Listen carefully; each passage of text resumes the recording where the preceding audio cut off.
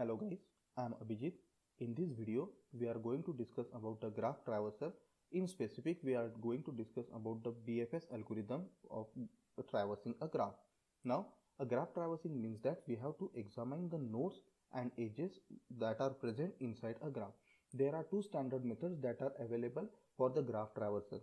That is the breadth first search, in which a queue is used as an auxiliary data structure, and second one is a depth first search, in which a stack is used as an auxiliary data structure. Now let's start with a BFS. The BFS, as I told earlier, a queue is used as an auxiliary data structure to store the node. Now we all know that a queue is a linear data structure in which the element which is inserted at a first are removed first. A BFS algorithm works by level. In that case, all the nodes at a particular level are explored first, and after the exploring all the nodes at a particular level, we move to the next level and exploring all the nodes at the levels. So we can say that a BFS algorithm works by level basis. It is also used to find the connected components of the graph, also to detect an articulation point in the graph. Now articulation point is such a node or such a vertex in the graph which when removed from the graph, it will divide the graph into two or more disconnected components. Now let's take an example. For the given graph, if we remove the node D, then it will divide overall graph into two different components, that is one having ABC and second one is having EF. So we can say that here the node D is the articulation point. Now consider the given example. In given graph, we have given a node A as a source node. So first step is to calculate the adjacency list. How to calculate the adjacency list I have already discussed in my previous video. Now the two nodes are said to be adjacent if there exists a direct edge between two nodes. So from the given graph, the adjacency list is given by, here we can say that for node A, node B and node C are directly connected to node A. That's why node B and node C are the adjacent node of node A. For node B is directly connected to two nodes, that is node A and node D. That's why for node B, A and D are the adjacent node. Node C is directly connected to A, E and F. That's why for node C, A, E and F are the adjacent node. Similarly, we have calculated the adjacency list for all the vertices that are present in our graph. As the BFS uses a queue as an auxiliary data structure, so here I have mentioned one queue in which whatever the element we have to start, I have insert that element into my queue. Whenever we insert the element into the empty queue, the first element is point to the front element. Now in that case, the front element is element A. The steps that are involved in BFS is, number one, we have to dequeue the element which is present at the front. At the same time, we have to inqueue, we have to insert the element that are adjacent to the node that we are going to remove. For example, consider this example. In that case, node A is given at the front A node. So we have to dequeue the node A and we have to insert the elements that are adjacent to node A. So from the adjacency list, we can say that the nodes that are adjacent to node A are node B and node C. So I have inserted node B and node C, and at the same time I have dequeue node A, that is the element which is present at the front. During each step, the value of front increases by 1. So now initially front points to the A, now front point to the B. Repeat the same procedure for node B. Check the adjacency list. What are the elements that are adjacent to node B? That is node A and node D. So as we already considered the node A, so there is no need to reconsider that node. Just we have to consider the new node, that is node D, which is not present in our queue. So I have inserted the new node, that is node D. Same, the element which is presented at the front end, we have to dequeue that node. So I have dequeue here node B. The value of front increases by 1. Now front points to the C. For the element C, the adjacency list shows the element A, E and F are the nodes that are adjacent to our given node. So we have to insert A, E and F, but A is already considered, that's why there are only two elements that we have to insert, that is node E and node F. So I have inserted here node E and node F. dequeue the element which is present at the front, that is C. So I have mentioned here C, and increases the value of front by 1. Now here the front points to the next element, that is element D. Check the adjacency list. The element which is adjacent to node D is node B, but we have already considered here node B, so that's why there is no need to insert the node B again. Just we have to simply dequeue the element which are present at the front and increase the value of front by 1. So I have dequeued the element and increases the value of front by 1. So now front points to the new element, that is element E. So from adjacency list, the element or the node which is adjacent to our given node E is node C. But we have already discussed the C, we have already visited the C, so there is no need to revisit it again. Simply we have to dequeue the node that is present at the front and increases the value of front. Now front points to the last element, that is F. So F, adjacent node of F is C. So adjacent node of F is C, but C is we have already considered. That's why there is no new element to be added. So the last step is you have to dequeue the F. So we have dequeue the F.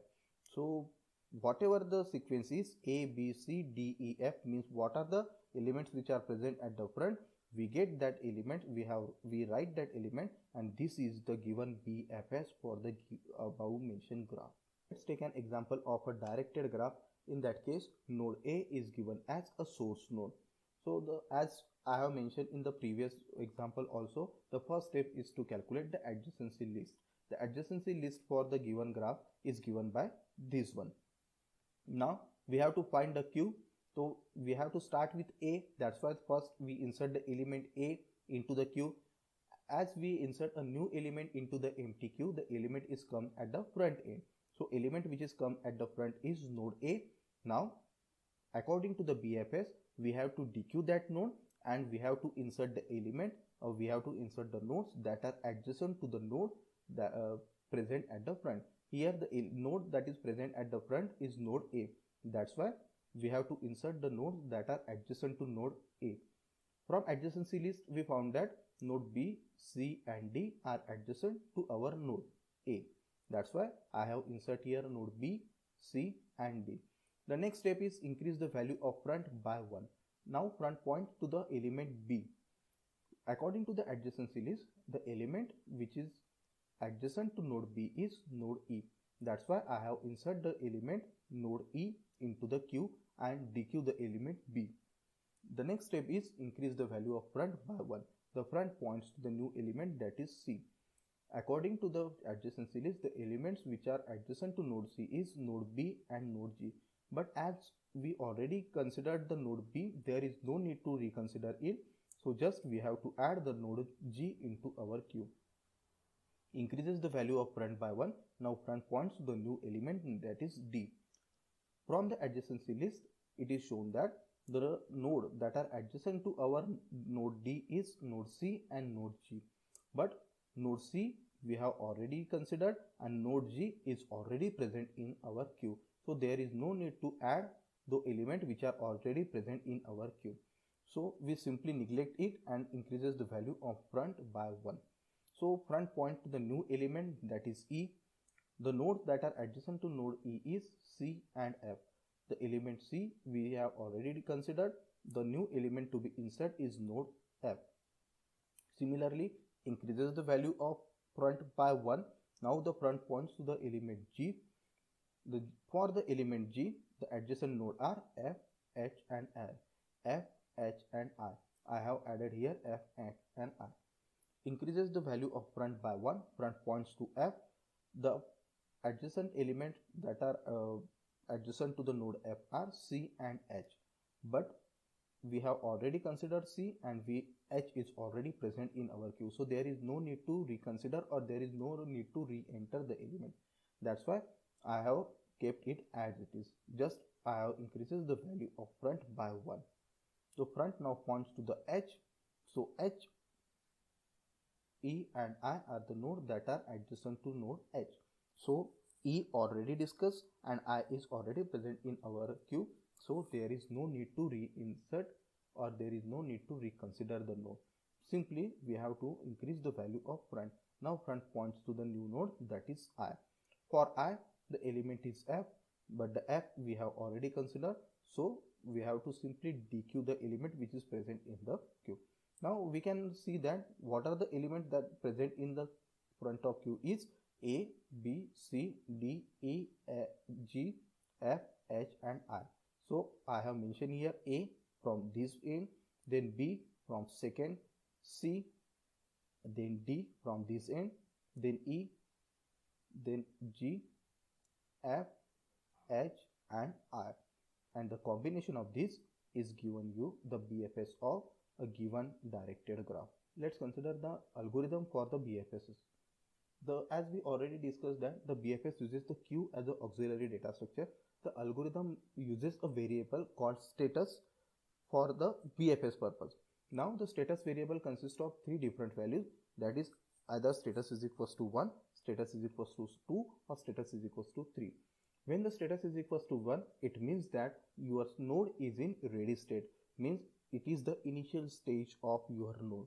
When the status is equals to 2, it means we have visited that particular node, but we do not perform any operation on it. It is in a waiting state. Either it is waiting in a queue if we are using BFS, or it is waiting in a stack if you are using DFS. When the status is equals to 3, it means we have visited that node and we have performed all the processing required for that node. It means that node is completely processed one. So let's look at the algorithm here. For all the nodes that are present in a graph, we set all status values for all the nodes is equals to 1, means all the nodes are in a ready state for each node in our graph. The first step is, as we see in the examples, the first step is what is the starting node, identify it and insert it into the queue. I have insert the element into the queue and set its status to 2, that is a waiting state. Now we have to repeat the following procedure until the queue is empty, or we can say that until the front is equals to rear.